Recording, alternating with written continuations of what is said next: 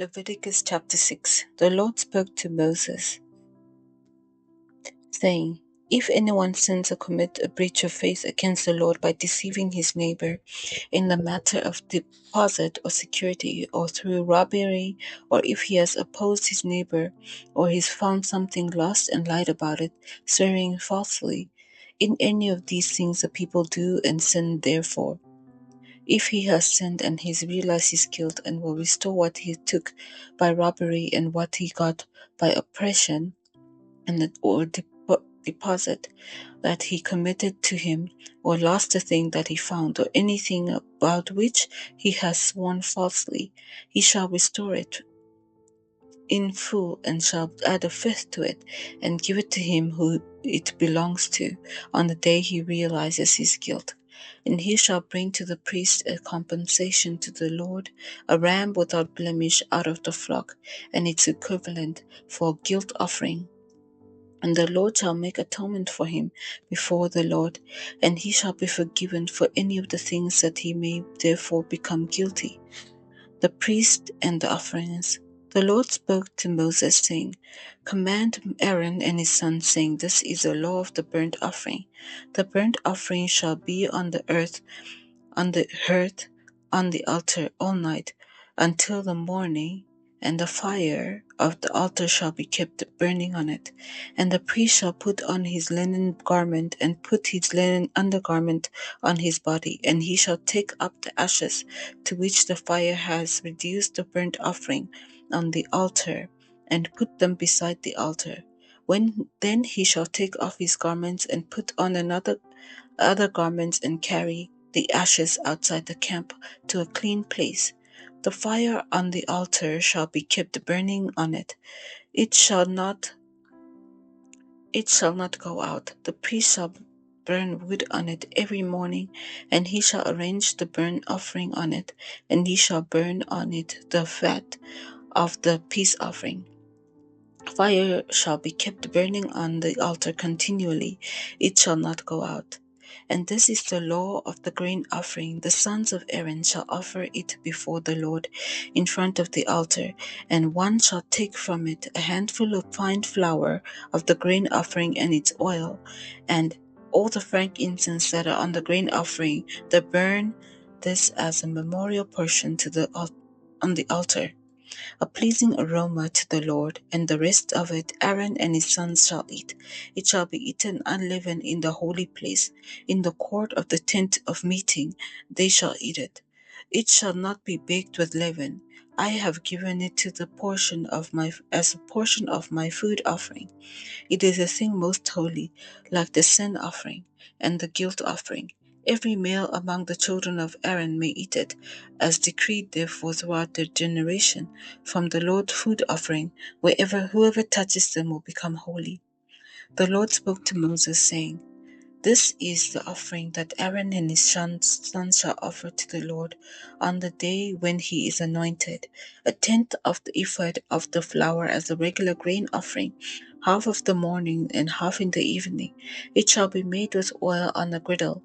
You shall bring it well mixed in baked pieces like grain offering, an offering for a pleasing aroma to the Lord. The priest from among Aaron's sons, who is anointed to succeed him, shall offer it to the Lord as decreed forever. The whole of it shall be burned. Every grain offering of the priest shall be wholly burned, it shall not be eaten. The Lord spoke to Moses, saying, So speak to Aaron and his sons, saying, This is the law of the sin offering. In the place where the burnt offering is killed shall be a sin offering, be killed before the Lord. It is the most holy. The priest who offers it for sin shall eat it. The holy place it shall be eaten, in the court of the tent of meeting. Whatever touches its flesh will be holy, and when any of its blood is splashed on the garment, you shall wash that on it is splashed in the holy place, and the earthen vessel in which it is boiled shall be broken. But if it is boiled in a bronze vessel, that shall be scorched and rinsed in water. Every male among the priests shall eat it. It is the most holy. But no sin offering shall be eaten from which any of the blood is brought into the tent of meeting to make atonement in the holy place. It shall be burnt up with fire. Psalms chapter 5. Lead me in your righteousness. To the choir master for the flutes, a psalm of David. Give ear to my words, O Lord. Consider my groaning. Give attention to the sound of my cry, my God, my King and my God. For you do I pray. O Lord, in the morning you hear my voice.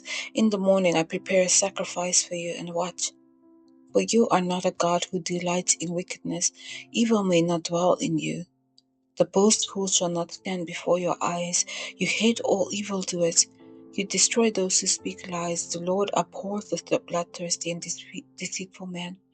But I, through the abundance of your steadfast love, will enter your house. I will bow down towards your holy temple in the fear of you. Lead me, O God, in your righteousness. Because of my enemies, make your way straight before me.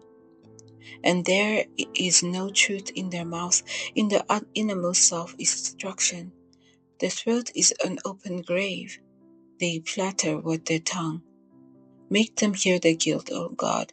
Let them fall into their own counsels. Because of the abundance of their transgressions, cast them out, for they have rebelled against you. But let all who take refuge in you rejoice. Let them ever sing for joy and spread their protection over them, that those who love their name may exalt in you. For you bless the righteous, O Lord. You cover him with favor as with a shield. Psalm chapter 5. O Lord, Psalm chapter 6. Deliver me from my life. To the choir master with stringed instruments according to the Sheminith, a psalm of David.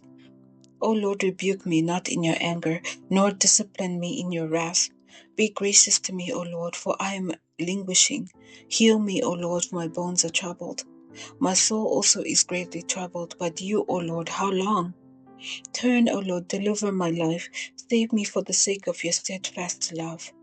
For in death there is no remembrance of you. In Sheol, who will give you praise? I am weary with my moaning. Every night I flood my bed with tears. I drench my couch with weeping. My eyes waste away because of grief. It grows weak because of my foes. Depart from me, all you workers of evil, for the Lord has heard the sound of my weeping. And the Lord has heard my plea. The Lord accepts my prayer. All the enemies shall be ashamed and be greatly troubled. They shall turn back and be put to shame in a moment. King's heart is a stream of water in the hands of the Lord. He trusts in it wherever he will. He turns to it wherever he will. Every way of a man is right in his own eyes, but the Lord weighs the heart. To do righteousness and justice is more acceptable to the Lord than sacrifice. Haughty eyes and a proud heart, a lamp of the wicked, are sin. The plans of a diligent lead surely to abundance, and everyone who is hasty comes only to poverty. And getting of treasures by the laying of tongue is a fleeting vapor and a snare of death. The violence of a wicked will sweep them away, because they refuse to do what is just. The way of the guilty is crooked, and the conduct of the pure is upright. It is better to live in a corner of the housetop than a house shared with quarrelsome wife. The soul of a wicked desires evil. His neighbor weighs no mercy in his eyes. When a scoffer is punished, the simple becomes wise. When a wise man is instructed, he gains knowledge. The righteous one observes the house of the wicked. He throws the wicked down to ruin. Whoever closes his ear to the cry of the poor, will he himself call out and not be answered? The gift in secret averts anger, and a concealed bribe strong with wrath. When justice is done, it is a joy to the righteous, and a terror to the evil doers. One who wanders from the way of good sense will rest in the assembly of the dead. Whoever loves pleasure will be a poor man, and who loves wine and oil will not be rich. The wicked is a ransom for the righteous, the traitor for the upright. It is better to live in a desert land than with a quarrelsome and fretful woman. Precious treasure and oil are in a wise man's dwelling, and the foolish man devours it. Whoever pursues righteousness and kindness will find life and righteousness and honor. A wise man scales the city of the mighty and brings down the stronghold in which they trust. Whoever keeps his mouth and his tongue keeps himself out of trouble. Scoffer is the name of the arrogant, haughty man who acts with arrogant pride. The desire of the sluggard kills him, for his hands refuse to labor.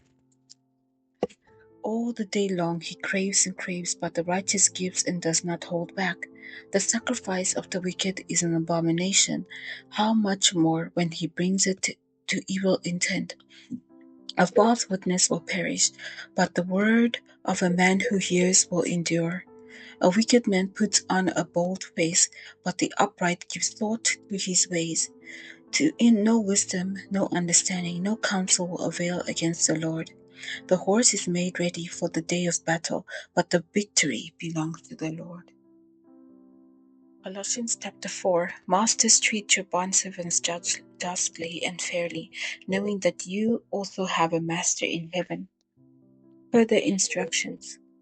Continue steadfastly in prayer, being watchful in it with thanksgiving. At the same time, pray also for us that God may open to us a door for the word, to declare the mystery of Christ, on account of which I am in prison, that I may make it clear which is how I ought to speak. Walk in wisdom toward outsiders, making the best use of the time.